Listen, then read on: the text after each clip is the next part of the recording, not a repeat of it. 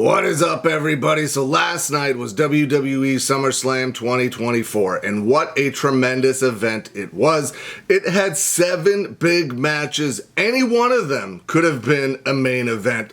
But let's go over the show here, and I would love to know your thoughts. So please leave some comments below on your thoughts on SummerSlam. So the show kicked off with Rhea Ripley coming out with Dominic Mysterio challenging Liv Morgan for the WWE Women's World Championship. And what a great story these three told in this match. And then, of course, Dirty Dominic Mysterio did the unthinkable and turned on his mommy. In what world do you turn on Rhea Bloody Ripley? A couple of spots in this match I thought they pulled off magnificently that I absolutely loved. And the big one, though, was when Rhea Ripley put her shoulder back into place by ramming her own shoulder into the announcer's desk. That just showed how badly and what she was willing to do to get her hands on Liv Morgan for injuring her and taking months off her career. She was willing to drive her own shoulder into that announcer's table to put it back into place so she could still continue this match. Just an amazing way to continue this story, to build up emotion for Rhea Ripley, and then to have it all come crashing down when Dominic slid the chair in. Liv Morgan hit Rhea Ripley, hit a maneuver on Rhea Ripley onto the chair, and then covered her for the 1, 2, 3. Then Dominic with the grin of the century, when he realized that he was successful in helping Liv Morgan retain the championship. And then Liv Morgan rolled out and they kissed. Mommy's reaction, Rhea Ripley's reaction, was just pure devastation. She did not expect her dirty dom, her dom-dom, to turn on her at SummerSlam. I am extremely interested to see where this feud goes. I have a feeling, and I hope I'm right, that this is going to end up inside Hell in a Cell. Rhea Ripley versus Liv Morgan. When's Hell in a Cell? It's in October, right?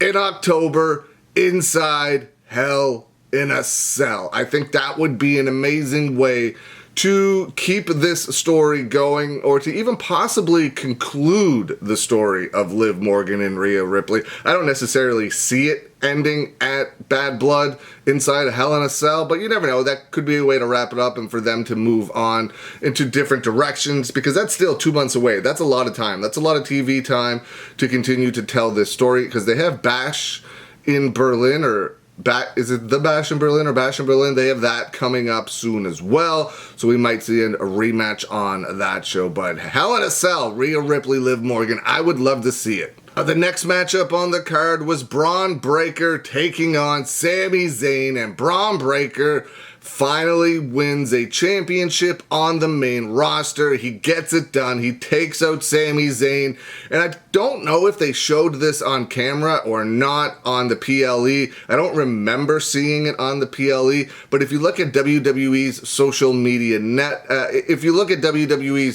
media they put up a clip of Big Papa Pump Scott Steiner, the dog face gremlin Rick Steiner, and Diamond Dallas Page, who was also there. Kevin Nash was also there as well, but he was not in this clip, not that I noticed anyway. They put up a clip of DDP, Scott Steiner, and Rick Steiner celebrating Braun Breaker's Intercontinental title win. And this is just the beginning. This guy is about to get the rocket ship strapped to him, and he is going to be taking to another planet.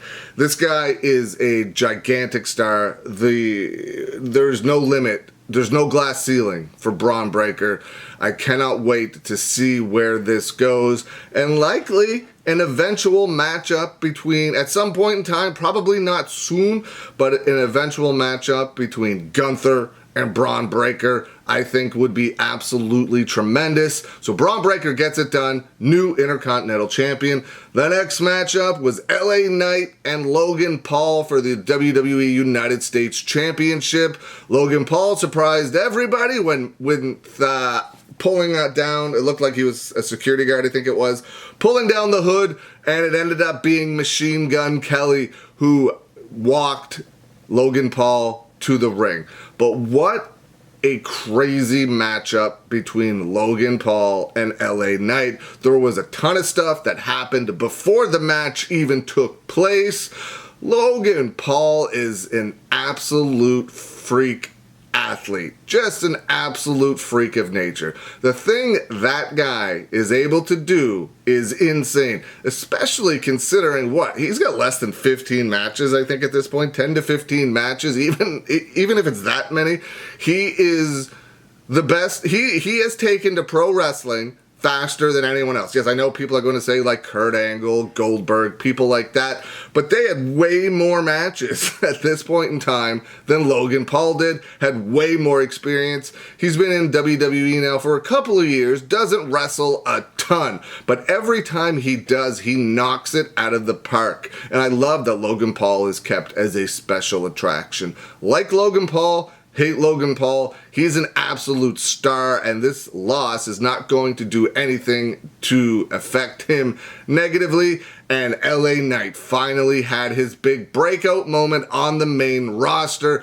What a reaction for LA Knight. Yeah, and he's finally starting that trajectory upwards, winning his first title on the main roster, the United States Championship. It's going to be interesting to see where he goes from here, who his first challenger is going to be, how long he keeps this title before he moves up to the World Heavyweight title picture again, or if he's going to hang on to the US title for an extended period of time and defend that. I'm very interested.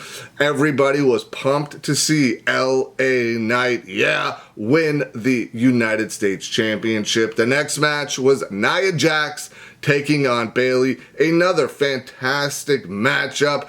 Tiffany Stratton came out. It looked like she was going to cash in her money in the bank, easy for me to say, briefcase, and either take out Nia Jax or Bayley, but of course it was just a plot by Tiffany Stratton and Nia Jax to help Nia win the WWE Women's World Championship, or the WWE Women's Championship. I think the other one is the Women's World. Yes, the Liv Morgan is the WWE Women's World Champion, and Nia Jax is now the WWE Women's Champion.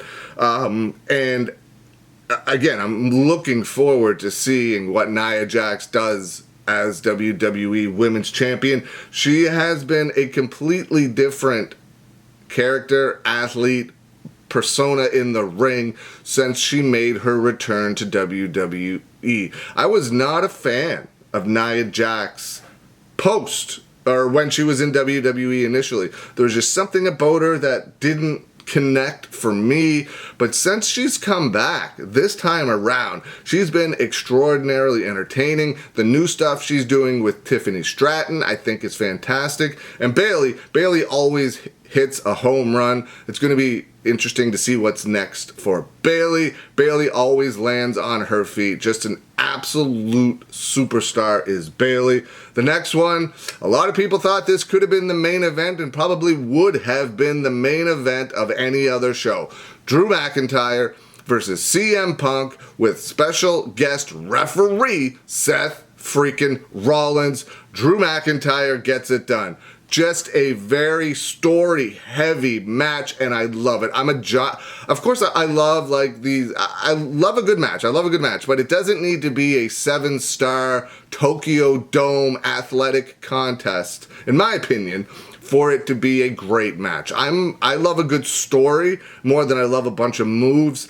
That's just me. I know I look at pro wrestling differently than a lot of people, but that's what I enjoy. If you enjoy those 7-star Tokyo Dome matches, awesome. But for me, I love a good story, and this one is very heavy on story.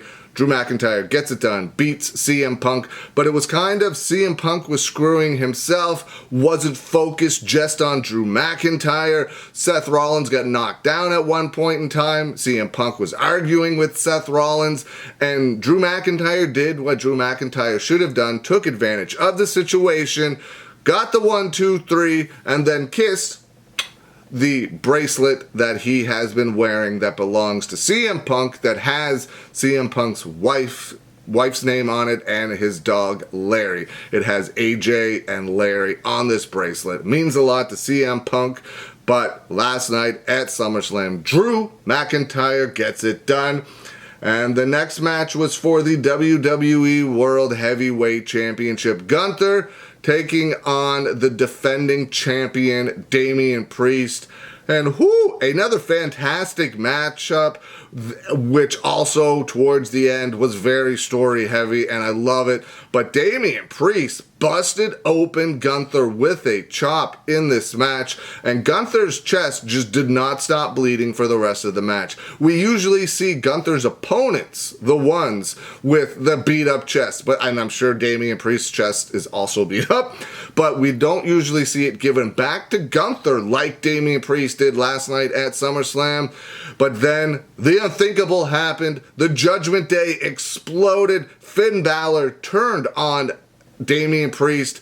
They were next to the ropes. Finn Balor was out and put Gunther's leg over the bottom rope to stop the referee's count. Damian Priest wasn't sure what happened at first, looked up at the screen and then saw Finn Balor do it, and then tried to get his hands on Finn Balor, which eventually led to him losing the WWE World Heavyweight Championship to Gunther. Another fantastic matchup. I loved it. Hard-hitting, intense story at the end with Finn turning on Damian. Just a great, great match. I don't think you're going to see a lot necessarily between Gunther and Damian Priest moving forward. I would love to see a rematch though, but I think you're going to see Damian Priest focusing on Finn, obviously, and Gunther moving on to another challenger. You might see one more matchup maybe at Bash in Berlin, but I think you'll see probably a new challenger for Gunther. Maybe. We'll see. But it's Raw on Monday. Man, with all these stories, with Dominic Mysterio turning on Rhea, Finn Balor turning on Damian Priest, the Judgment Day exploded at SummerSlam, and Raw Monday is going to be absolutely crazy. And then the main event, the one we've all been waiting for, the American Nightmare, Cody Rhodes versus Solo Sikoa, and it happened. This was Bloodline rules. The Bloodline interfered. Out came Kevin Owens, got beat down. Out came Randy Orton, got beat down. Jacob Fatu put Cody Rhodes on the announcer's table, hit a giant splash from the top rope, an absolutely crazy move. And then it happened. The Tribal Chief, the original Tribal Chief, the OTC, the big dog, returned. And what I got goosebumps. I got goosebumps right now just talking about it. And what an incredible I love that I get goosebumps talking about pro wrestling, man. It's my favorite thing in the world. And what an incredible reaction Roman Reigns received. The place went bananas, bonkers for Roman Reigns. Whoo! He comes out. He takes out Solo Sikoa and allows Cody Rhodes to get the pin. Now the question is, here's the question. Was he coming out to help Cody Rhodes, or was he simply coming out to get some revenge on Solo Sikoa for all of the things Solo has been saying about the OTC Roman Reigns over the past couple of months? Or maybe it was both. But what an absolutely incredible reaction for Roman Reigns. Absolutely amazing. SummerSlam knocked it out of the park, in my opinion. There wasn't one bad matchup on the card. They did incredible last night. This Triple H era is outstanding. What do you think? What do you think's next for all of these superstars that competed at SummerSlam. What do you think's going to happen at WWE Monday Night Raw tomorrow night? Let me know. Leave some comments below. I hope you're having a good day, and I will see you again soon.